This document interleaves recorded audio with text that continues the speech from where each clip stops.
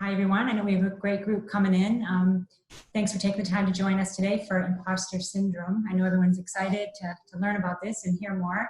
My name is Lisa Armstrong. I'm the Associate Director of the UMass Lowell Innovation Hub. Also on this call is my colleague, Stephanie Gayed. Stephanie, maybe you can wave. She's the Associate Director at the Innovation Hub in Haverhill. And our boss, not sure if he's checked in yet, but Tom O'Donnell, Senior Director of Innovation Initiatives. For those of you not familiar with the Innovation Hub, we're an incubator supporting entrepreneur and early stage startup success via co-working space, private offices, prototype lab, as well as programs and services. Our mission is for our member companies to be successful, to form and grow while they're here at the Innovation Hub, and then eventually, hopefully, graduate and to continue to grow right here in the Merrimack Valley. We offer our members and community around us valuable programs like the one you're going to see today. And hopefully one day we'll be able to meet in person again and you can all come to the Innovation Hub and see how great our facility is. In the interim, it's nice to stay connected with so many people virtually. Both our iHubs in Lowell and Haverhill are open, and we take the health and safety of all of our members very seriously by enforcing the use of masks in every area of the building, social distancing, and thorough cleaning and sanitizing every day. If you do work from home and it's no longer an ideal situation for you, I've heard some great stories about spouses working together at home, or you have a new venture, a startup project to pursue, or even if you just want to get out of the house, consider joining us at the iHub. If anyone wants more information, please reach out to myself or Stephanie through the chat, and we'd be happy to get you more information. As an attendee of this event, we're going to add you to our email list so that you can be on our list for future events and to learn what's going on here at the iHub. I'd also like to recognize Jean d'Arc Credit Union, who is a great supporter and sponsor of this event. Now I'll stop and I'll just introduce our speaker, Kim Meninger, and I'll just read you her bio, which is impressive. As a women's leadership coach, Kim is passionate about empowering women to become more confident, visible, and influential leaders. Having spent over 10 years in the high-tech industry, she experienced firsthand the unique challenges and opportunities facing women in traditionally male-dominated environments. She strives to be the resource to women that she did not have during her own corporate career. So with that, I'll pass, or you can take the virtual mic, Kim, and start us off. Thank you. Thank you, Lisa. Thank you so much. And thank you all for being here today. I'm really excited to have this conversation with you. And this may sound crazy, but imposter syndrome is one of my favorite topics to talk about. I have a long history personally with imposter syndrome. I'll share more about that as we get started. But before I do, I also want to let everybody know I am, in addition to being a women's leadership coach, I am the president of the Lowell chapter of Women Accelerators.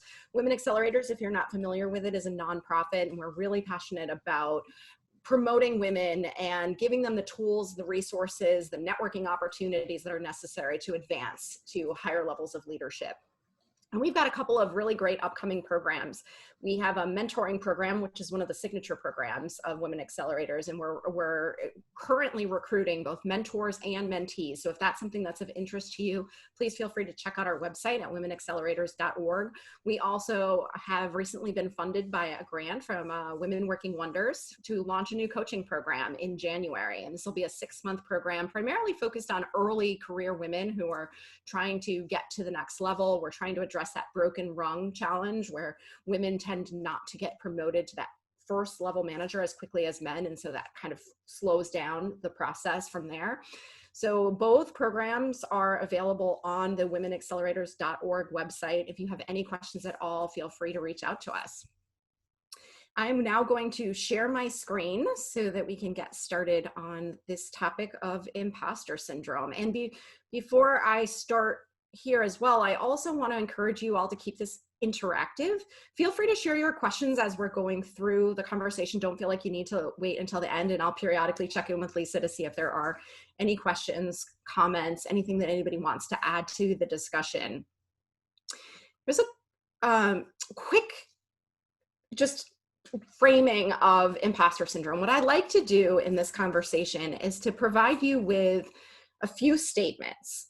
And I want you to reflect as I'm reading through them on whether it sounds like you. It may sound like you at this very moment, or it may sound familiar to you because it's something that you've experienced at some point in your past, whether it was in an academic setting, in your career at some point, but I'm going to read through them now. And just like I said, just think about whether it sounds familiar to you. So the first statement is, I attribute my success to luck or timing rather than my own skills and talents. I worry that others will find out that I'm not as competent or capable as they think I am. I've unknowingly deceived people into thinking I'm good enough for this job. I feel undeserving of my success.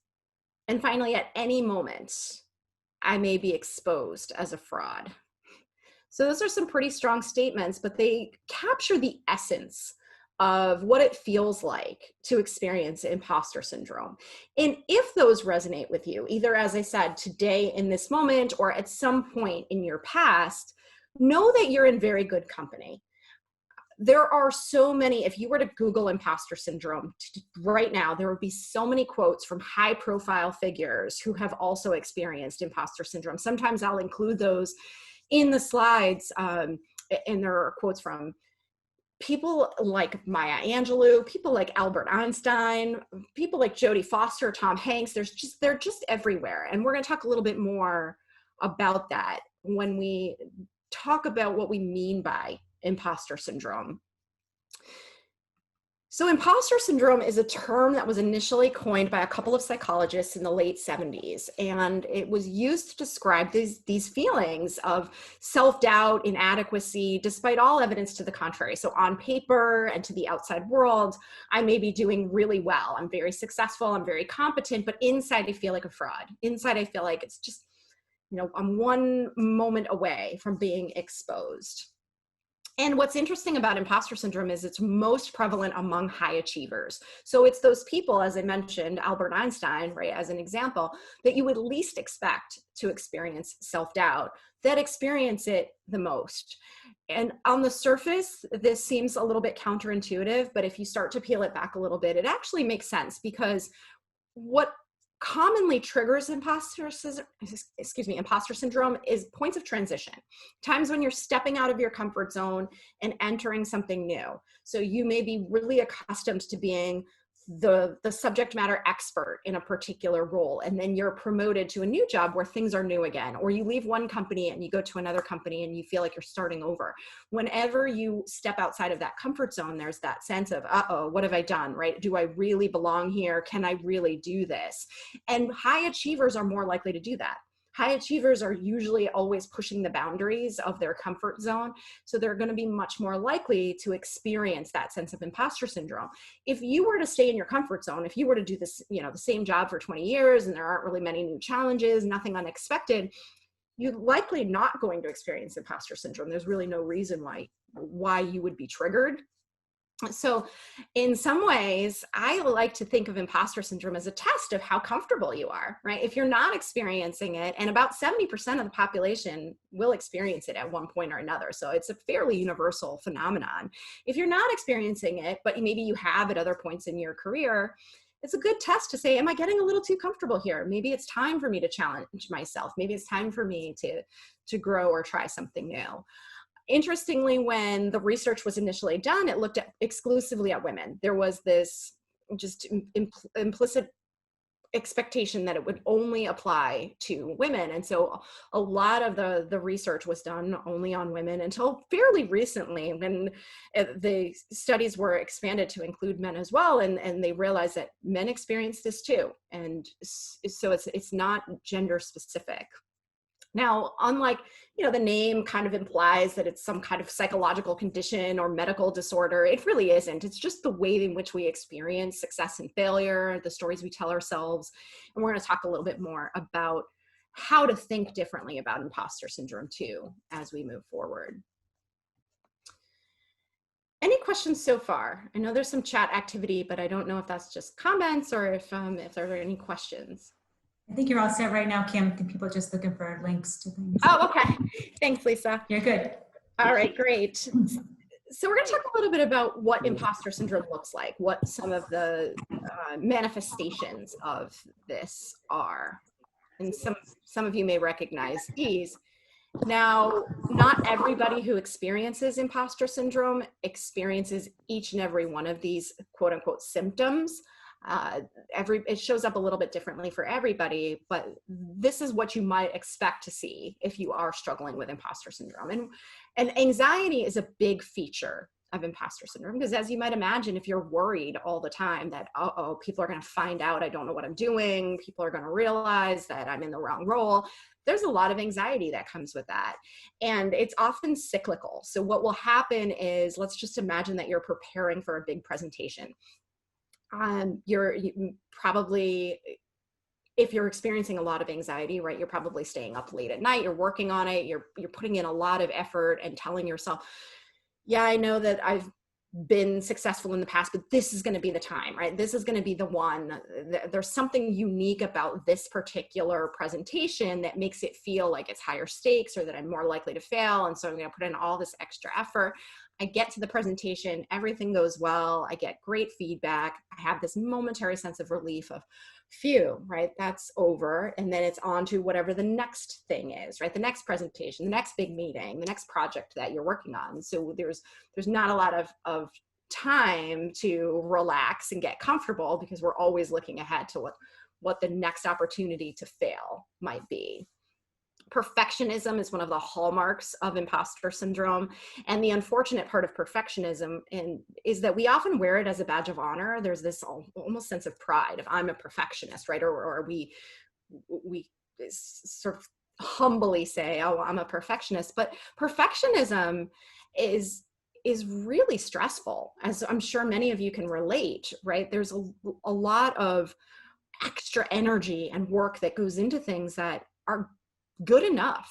We don't discriminate very well between something that requires a mediocre effort, good enough is good enough, and something where we really need to put our full selves into it. And so we don't have a lot of extra energy. It can be very taxing. There's often this unwillingness to internalize positive feedback. And what happens is we really need positive feedback. Those of us who struggle with imposter syndrome, we need to hear that we've done a good job, but when we hear it, we tend to dismiss it, right? It's like, oh yeah, you're just saying that. Or, oh yeah, you didn't see the part where I messed up, right? So we don't internalize that and integrate it into the ways in which we see ourselves. Imposter syndrome is often accompanied by a fear of failure. So we all, at some level, intellectually recognize that we're not going to get through life without failing at something at some point. But with imposter syndrome, failure just feels so shameful. And so we're really motivated to avoid it at all costs. And on the flip side, there's fear of success, which is also interesting. So there are people out there who are afraid to take that promotion, get to the next level, sometimes because of the pressures that are associated with it. I know how anxious I am in this role. I can only imagine how much harder it's going to be, or how much more pressure there will be if I take on that next opportunity, go to the next level. Or sometimes it's relational. So there are women who are afraid of success because they're afraid of being more successful than their partners and what that might do to the relationship. I also have heard from men who really compare themselves to their fathers, and that can be a source of imposter syndrome as well. So I'm working currently with a client who shared with me early on that he struggles with imposter syndrome, and he's told me that when he was growing up, his dad did a lot of manual labor, and he worked really hard, and he worked much longer hours and to barely be able to provide for his family. And now my client is VP of software engineering. He's in this really great, like what he considers to be a cushy role, where he gets paid a lot of money, and he feels like a fraud because he feels like, I don't work nearly as hard as my dad did, and I'm just so much more comfortable. I'm making so much more money than he ever did. And so there was some self-doubt there.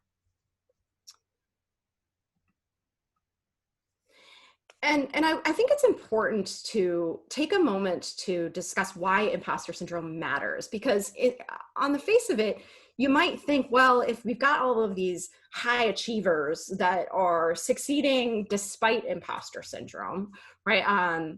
It's not holding me back. I'm continuing to push forward. Why does it matter? But there's a lot of reasons why it matters, both at an individual level as well as at an organizational level. I think it's important to highlight that here. So from an individual level, we've talked a little bit about the stress that accompanies these feelings. There's a lot of physical stress in the form of maybe late nights where you don't get as much sleep heading into something, like I mentioned, a project, a presentation. Maybe you're not eating as well, you're not exercising because you're spending a lot of time perfecting something that doesn't need to be perfected. There's emotional stress from anxiety, depression, just a lot of mental energy that goes into worrying about what we're talking about. Often there are inadequate professional relationships. And we all fundamentally understand, for the most part, that we don't get to where we're going without the support of others. And we need to proactively forge those relationships and cultivate those relationships. But if we don't believe in ourselves, if we are telling ourselves, I don't belong in this role and I'm one question away from being exposed as a fraud, I'm not going to go out there and proactively reach out to people, right? I want to fly under the radar. I don't want anybody to have more access to me than is necessary. I also may not believe that I have value to offer. So I may want to reach out to somebody to build an influential relationship, but I don't trust that there's mutual benefit to doing that. So I'll hold back. Naturally, if I'm in this state of anxiety, I'm worried that I can't be successful in my role, that's going to come with reduced satisfaction and overall motivation. And I might not reach my full potential because, like I said before, maybe I won't raise my hand for that new opportunity because I don't want even more stress and anxiety than I already have. Or maybe I look at the job description and think there's no way I can do that because I don't trust that I have the capabilities or the qualifications to do it. Now, at an organizational level, it's really important to recognize the macro and compounded impact of imposter syndrome. We tend to think of things like confidence, things like imposter syndrome as an individual issue, and because they're not as easily quantifiable as some other things, they can be seen as fluffy. Maybe there's the need to provide some individualized support, but we don't think about it at an organizational level. But imagine, we talked about the fact that 70% of the population will experience imposter syndrome at one time or another, right? Imagine that a significant percentage of your organization is struggling silently with imposter syndrome. They're doubting that they belong in the role that they have. They're not speaking up in a meeting because they think they're going to sound foolish, or they doubt that they have value to offer. That's going to affect how they show up. It's going to affect how they interact with customers, with other internal clients. It's going to affect the ability to be innovative and creative, because if you work in an organization that is full of knowledge workers and you're relying on them for new ideas, if they're not going to provide them, if they don't feel like they have something of value to offer, right? So you might experience higher healthcare costs because of all the physical and emotional stress that employees are dealing with. There may be overall decreased productivity, as I mentioned, the less creativity and innovation, and a smaller talent pipeline, because if people aren't raising their hands and looking for that next opportunity, you're not going to have access to the full potential of your team. So this is a really important issue that needs to be given a lot more attention than it's given today. And I'll pause here now and just check in with you, Lisa. Do you see any other questions or anything in the chat? No, no questions yet. Okay. Well, feel free to send in your questions if you do have them. I often am asked about where imposter syndrome comes from. Why do we feel this way? And I think it's helpful to take a look at the bigger picture of imposter syndrome and to think about, as we're talking about this, what might resonate with you? Where do you think your experience with imposter syndrome comes from? And one of the primary triggers is early family influences, primarily the relationship that we had with our parents and the messages that we were given from them about success and failure. And I'll give you a couple of examples that lie at two ends of a spectrum. So on the one end of the spectrum are the parents who overly praise their children. So you might hear a parent say, "You're a genius, you are so smart, you're wonderful, you can do no wrong." That child internalizes those messages and then goes out into the world and starts to get more nuanced feedback, maybe some constructive criticism from other influencers like their teachers or their coaches, and they don't quite know what to do with that. It plants this seed of self-doubt. And so they're not really sure who to believe and how great they really are, right? On the opposite end of the spectrum are parents who either knowingly or unintentionally don't provide feedback to their kids. Maybe they're worried that they're going to inflate their children's egos, so they don't give them a lot of positive feedback. Or they're the kind of parent that says, you got an A, why didn't you get an A plus, right? Those kids grow up feeling like they're never good enough. And they feel like they have to just work harder, and they're never as qualified or as capable as other people expect them to be. Now, as a parent of two young boys, I'm particularly sensitive to this particular influence, right? Because I think that a lot of what I'm describing comes with good intentions. I think as parents, nobody wants to create imposter syndrome in their children, but we have an opportunity to think about the messaging that we deliver to our children. And one of the ways to think about this is to think about the growth mindset. So Carol Dweck has done a lot of great work on mindset, and she talks about the difference between a fixed mindset and a growth mindset. And in a fixed mindset, we believe we were born with the capabilities that we have. So if I'm not good at math, it's because I was born that way. There's nothing I can really do about it. It's just who I am. Yes. Can I interrupt you for a second and maybe address a question that has come in while you're on this topic? Sure. Do you want me to read it to you, or you want to take a peek in the chat? Let me see. Let me just come up here. So, how would you differentiate someone who has imposter syndrome versus someone who is down on themselves or has a negative mindset? I know there is overlap, but is the clear line of border between them? Yeah, so there's a lot of questions about what imposter syndrome versus self-doubt, imposter syndrome versus depression, right? There's a lot of different differences, I would think. There's, like you said, some overlap. Imposter syndrome is really anxiety-based, and it's this sense that people are going to figure out that I don't belong here, right? It tends to be deeper rooted in that sense of around issues of self-worth, and like we're talking about, right, the messages that you got from early on. If you're down on yourself, if you happen to have a negative mindset, that might be a function of other factors. Maybe you have some underlying depression, and maybe there are some other things that have led you to that place. But we can, as I go forward, I'm going to share with you some strategies, and if it feels like they are relevant to you, regardless of how you're defining imposter syndrome versus something else, it's worth, I think, trying them out. Let's see, there's another comment in here. You mentioned this topic was previously only targeted to women. I would feel another source of this syndrome would be the struggles that women and people of color have in a white male dominated world, always fighting to get an equal level. Yes, absolutely. That's going to be on the next slide, as a matter of fact. So hold that thought just for 1 minute, but thank you for sharing that. Just to go back to the growth mindset for a moment, the growth mindset is more so an idea that I may not be good at math today, but I can get there. I may not be good at math, but we sort of use the word yet, right? So instead of saying, I'm not good at math, I'm not good at this, I don't know how to do that, it's, I don't know how to do it yet. But if I choose to invest in it, I can get better. If I'm not good at math, I can hire a tutor, I can find a better teacher, I can do some practice exercises, and that's going to help me. And so when we talk about the relationship that we have to our children and really encouraging a growth mindset and minimizing the chances that they will experience imposter syndrome, one of the recommendations is that you praise the effort, not the outcome. So children are inherently motivated to want to please their parents and other influential figures. And if you're always talking about the outcome, right? Like, oh, that's so great that you got 100 or you got an A, or, you did such a great job on that. Then when it doesn't feel like they can get that, then they will avoid it.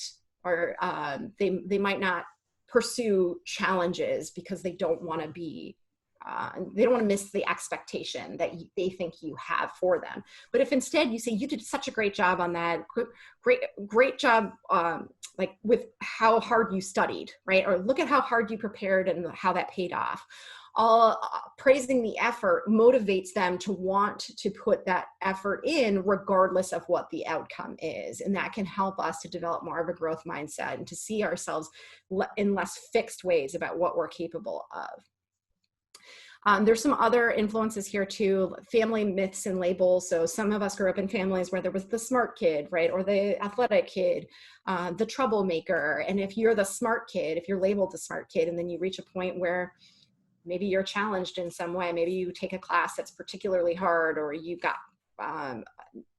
stepped from college, high school into college, and now you're surrounded by a different caliber of peers, that might trigger you too, because you almost have an identity crisis. I'm used to being the smart kid, right? Now what am I if I'm not continuing to differentiate myself in that way? If you're the first in your family to do something, so for example, you're the first to go to college, you're the first to work in a white collar versus a blue collar job. I once talked with a woman who grew up in a farming family, and then she moved to a city and worked for a company. That comes with a lot of self-doubt as well. You feel like an imposter, right? I feel like a fraud. I don't belong here.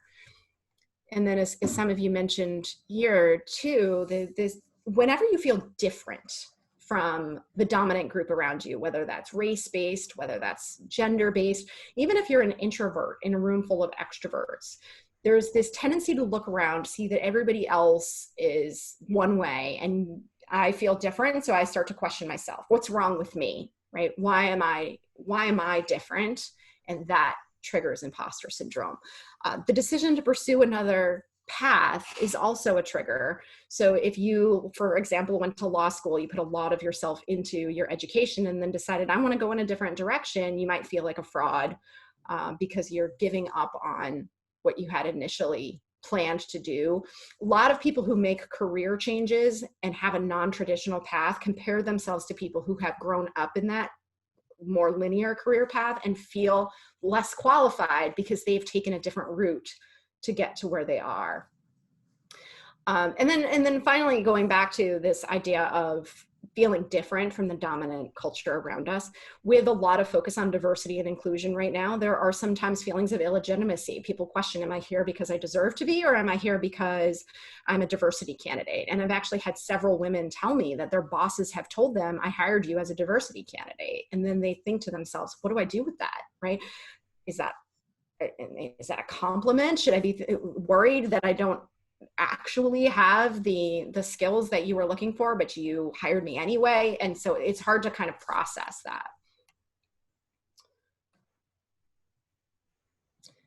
And so now we're going to shift gears and really move into strategies for how to manage imposter syndrome if this is something that you experience. And if you haven't experienced it yet, it doesn't mean that you won't.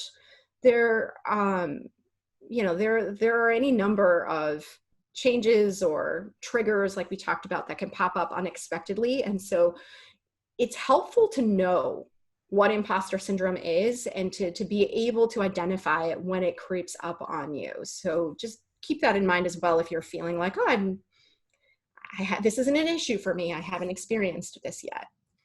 Question Sure. In the comment for you, Kim. Oh, thank you. I think what has impacted me the most is that while I have a growth mindset myself, finding those who give me the time to grow is hard. And so the constant comparison or judgment has led me to question myself as capable or accomplished. This feels particularly relevant in academia, where advancement criteria is so vague that comparisons are inevitable. Yes, I'm glad you said that. I think that academic environments are very big triggers of imposter syndrome for sure. And I have talked to a lot of people who the imposter syndrome experience has been triggered by the critical environment in which they operate. So if you have a really critical boss, that might only last for a fixed period of time. Maybe you only work with that person for a year or two.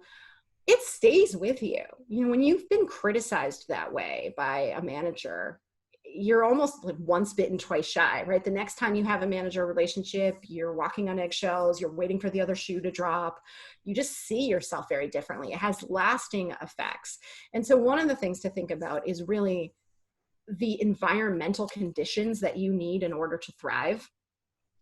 if you are in a toxic environment, if you're in an environment where you're not supported, where you're not feeling a sense of belonging or feeling a sense of inclusion or respect, that is a big signal to ask the bigger question of whether there might be another environment that's a better fit for you, because it's just going to continue to bring you down. It's really hard to fight upstream like that, to keep fighting against something that you really don't have a lot of control over. So I always emphasize, and I get that this might sound overly simplistic, especially during a pandemic where the economy has been hit pretty hard, that we not see ourselves as hostages, right? There are times when we are in a job and we have to stay there for a certain period of time. Maybe just life doesn't give us a whole lot of choices right now, but for the most part, we have options available to us, and nobody should suffer in an environment like that. Nobody should be treated disrespectfully. Nobody should be subject to, that kind of criticism. And if that doesn't work for you, look elsewhere. You don't even have to. I talk a lot about career change, and we tend to think in either or thinking. So it's like either I stay here or I go. You don't have to make any decisions right now. If you're feeling like the environment that you're in isn't a great fit, just start talking to people. Just start looking around. Just pure curiosity-based exploration of what do other environments look like? What experiences are other people having in their cultures, within their organizations? Is there something that might be a better fit? You're not obligated to make any changes by collecting that information, but sometimes it's helpful to get that perspective. And maybe at the end of the day, you decide, you know what, the place where I am isn't so bad. Or you decide, you know what, there is something better for me, and I'm going to go out there and find a better fit.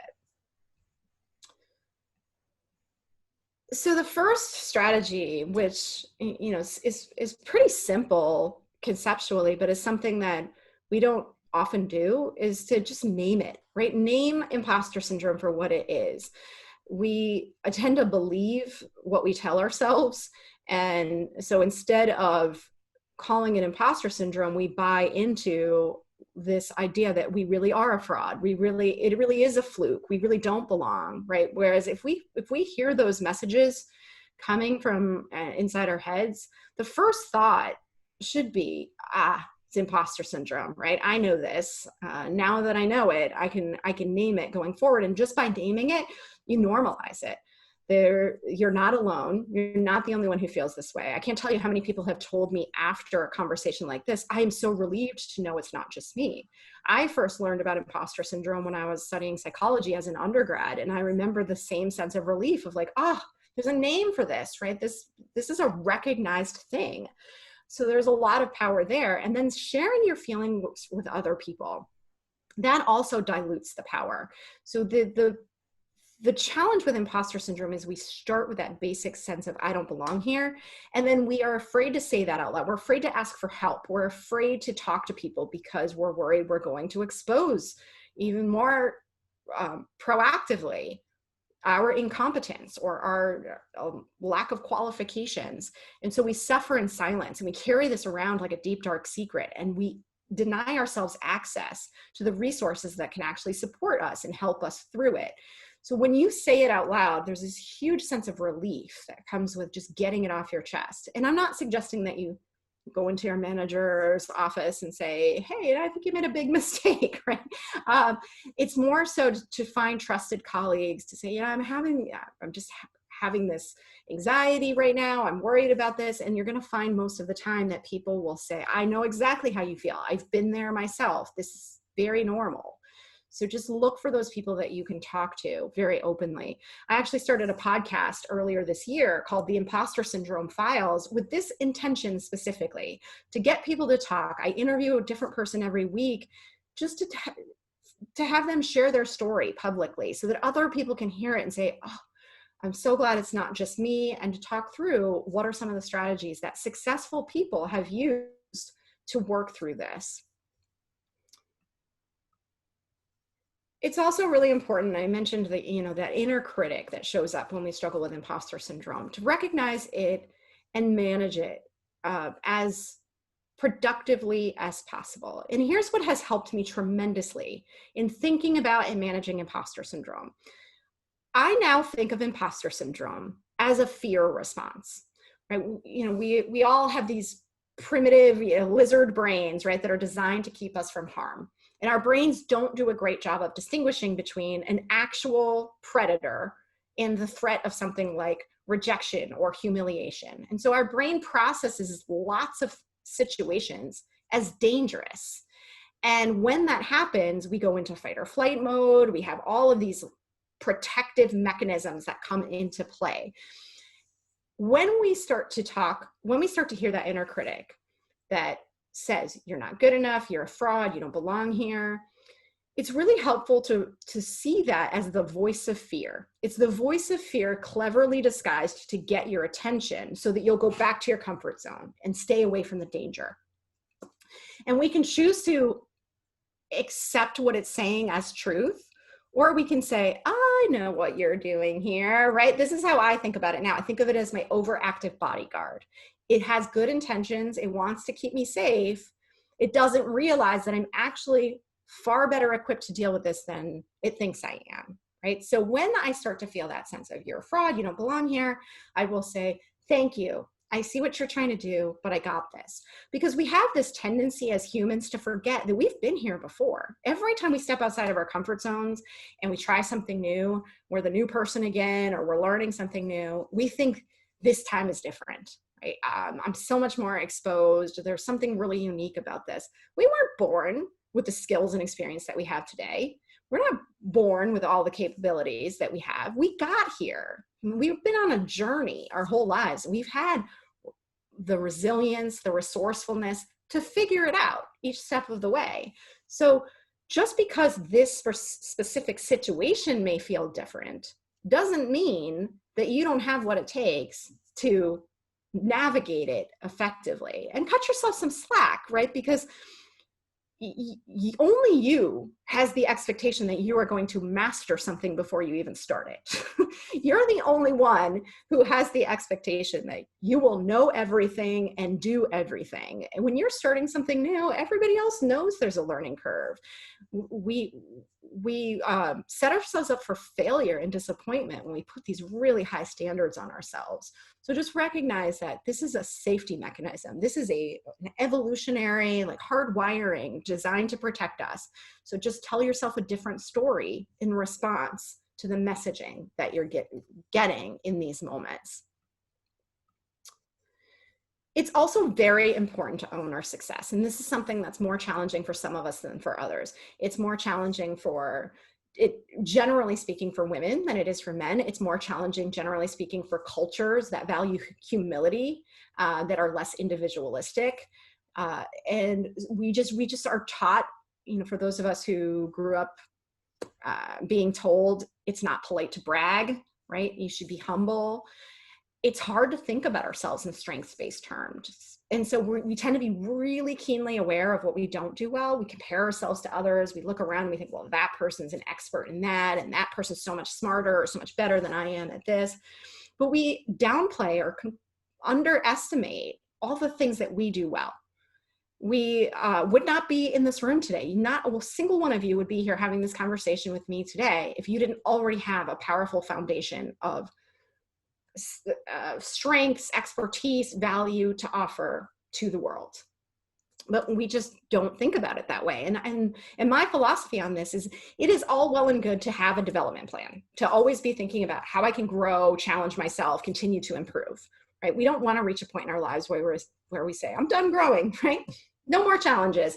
At the same time, and I truly mean this, we owe it to ourselves to unapologetically accept the fact that we already have strengths, and there's nothing shameful about that. I wholeheartedly believe that when we recognize our strengths, when we get comfortable with saying, I'm good at this, this is something that I can do better than many or better than most, that becomes how we can be of service to the world around us, right? Because there are people who don't have the skills you have, and you're depriving them of the opportunity to leverage that when you don't understand what those strengths are and offer them out to the world. So we really owe it to ourselves again to get connected to what we uniquely offer. And so there are a couple ways that I think about doing this. The first is to I'm going to share a few questions as prompts with you to reflect on when you leave here. If this is not something that you instinctively know, and it's interesting because those of us who grew up with that humility message, if I asked you today, right, what's your greatest weakness, you'd probably be able to tell me right off the top of your head. If I asked you what's your greatest strength, you would likely pause, either because you don't know or because you feel funny saying it. It feels inappropriate to say, this is my strength. So a couple questions to think about. Number one, what do other people come to you for? Pay attention. For the next couple of weeks, keep track of all the questions you get from your colleagues, from your friends and family. What are they asking of you? Look at the themes, right? The things that people consistently come to you for, that's your expertise. That's what they see as your superpower.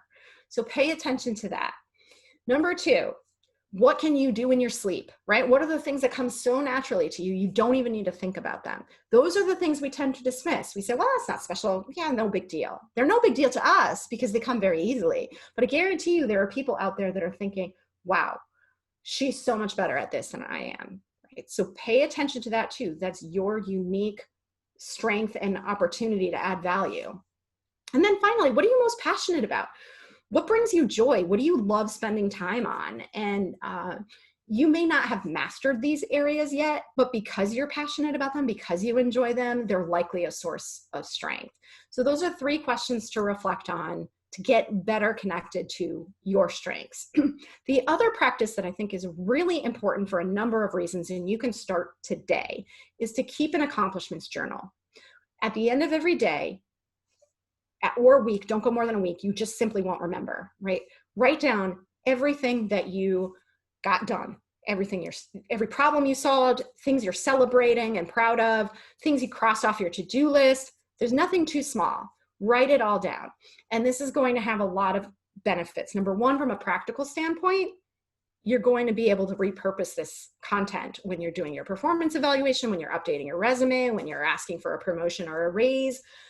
It's hard to think about these things and try to go back in time and remember. So it's great to have that at your fingertips. Second, when you are feeling imposter syndrome, when you're feeling like it's a fluke, I don't belong here, you can go back to this. You can go back through these pages of successes and accomplishments, and you can't chalk that up to luck, right? You're going to start to realize, actually, I know more than I think I do. I'm adding a lot more value than I thought. It's also a great way to change your mindset. So some of you may have a gratitude journal where you write down every day what you're grateful for. The beauty of a gratitude journal is that it changes your brain, the way you think, right? It conditions your brain to scan the environment for the positive as opposed to the negative. So you see the world in a more positive way. Similarly, if you're writing down every day all the things that you're doing well, you are training your brain to think about yourself from a more success-based lens. And that's going to leave less space for the kind of self-criticism that we tend to focus on. So just try it. And I think you're going to find that it's a great tool. Kim, there's just one comment out there that you might want to look at based on something you just suggested people do. Okay, let's see. It may not be what they are asking you, but the fact that you are being asked, that means they recognize that you are a safe person to talk to about something they don't know. That's powerful too. Absolutely. I mean, there are hard skills and soft skills to this, right? If people are opening up to you they're being very vulnerable to you in ways that they wouldn't be to other people, that's a skill in and of itself, right? Empathy, listening, trust, all of those are just as important as anything else.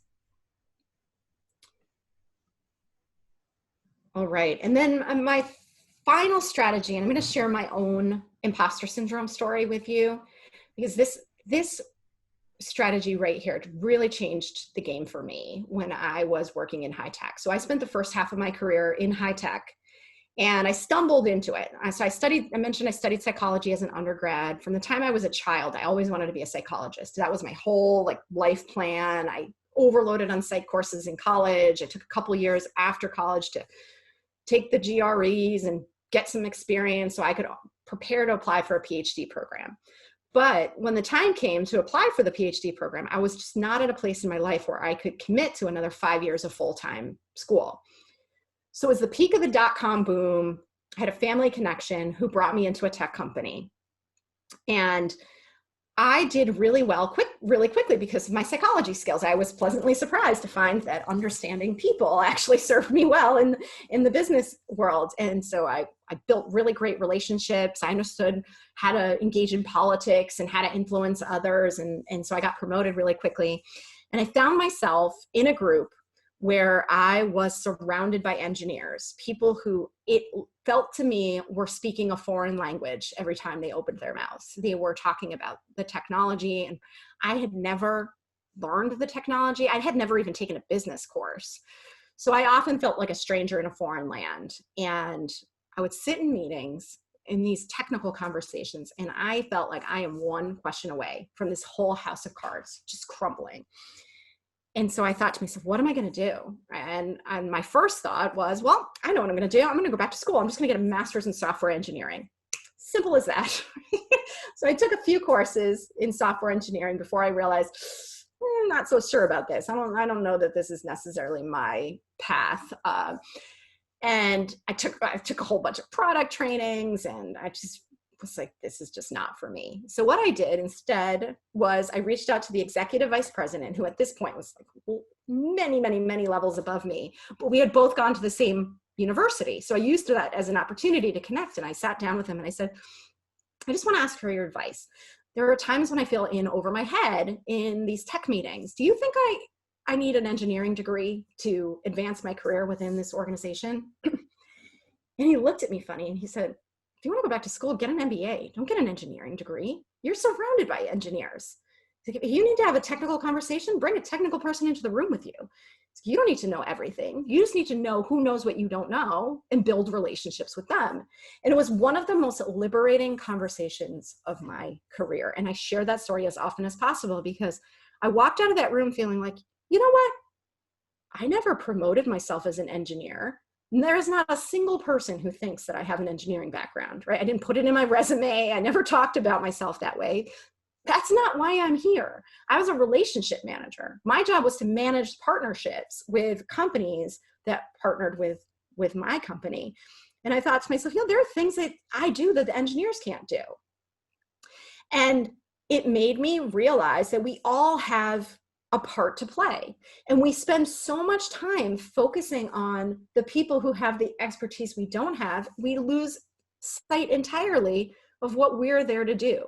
So really think about where your opportunity lies and focus there. It's not to say that we can't expand our skill set, but we have choices to make. I mentioned earlier, you cannot know and do everything yourself. You simply can't.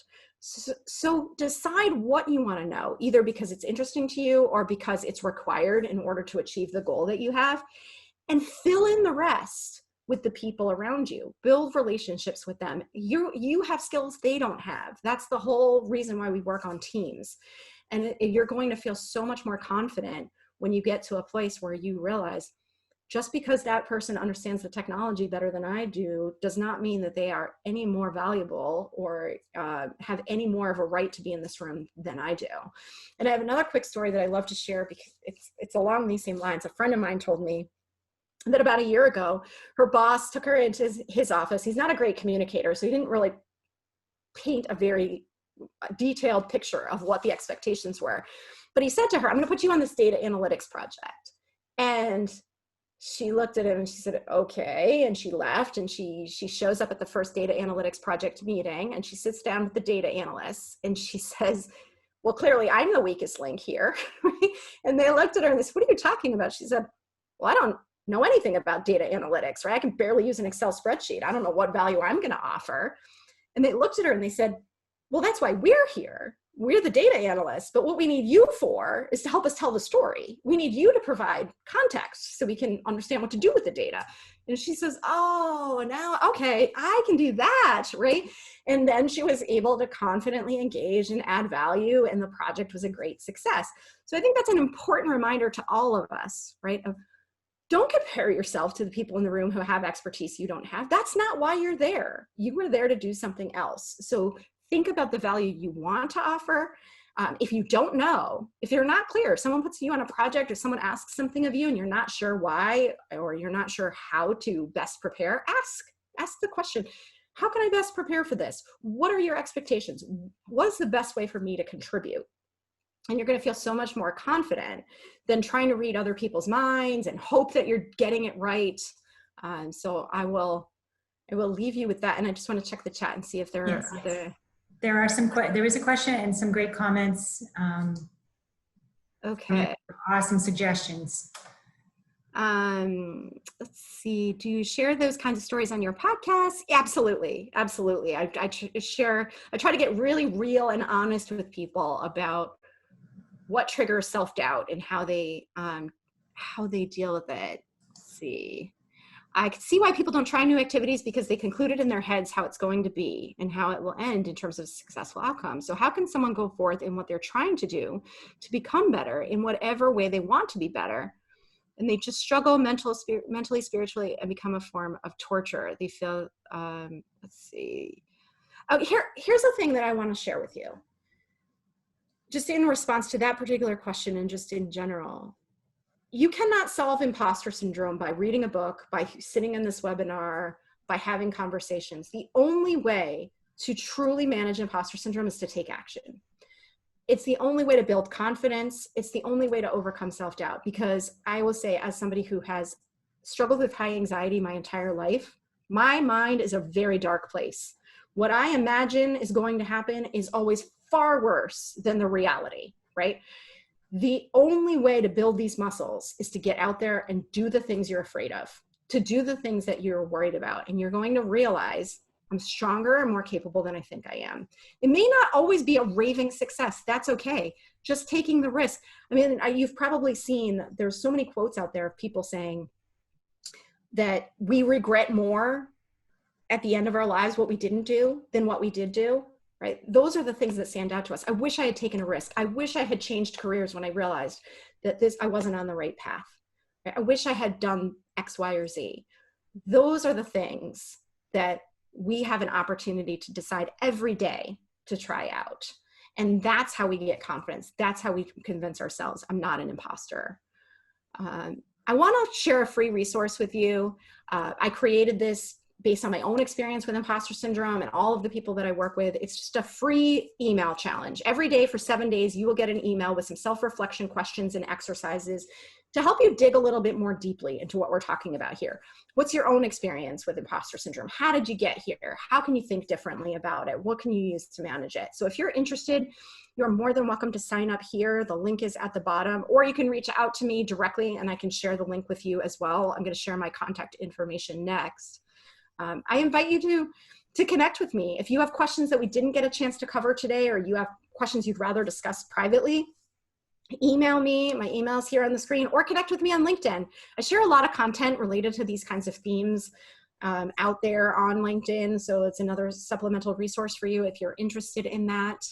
And the podcast too, I'm always looking for people to tell their stories. So if you have a story and you want to tell it, reach out to me. You can remain anonymous if you don't want to identify yourself, but I promise you, everyone who's done it has told me afterwards, I feel so much better saying it out loud. Great. Thank you, Kim, very much. This was awesome. I think everyone really enjoyed it and got a lot from it. Sorry if we didn't get to all your questions. Again, you can connect with Kim as well. Anything else, Kim, to share? I'm just going to put the name of the podcast in here because a couple of people have asked for it. And you can, that's the name of it, and you can find it on any streaming service that's out there. And as for I can try to do this quickly too. Sorry, I should have done this, but I believe this is the right one. Here's for the challenge, the link. Perfect. There. Oh, thank you, Scott. Thank you. It was much bigger. Yeah, thank you so much, everybody, for your questions, for being willing to have this conversation. It's a little intimidating. I know that not everyone's comfortable with it, but I appreciate that you were willing to engage and to share. This is great. Thank you. And thanks, everybody, for joining us today. Take care. Stay healthy. Yeah, stay healthy. Thanks, everybody.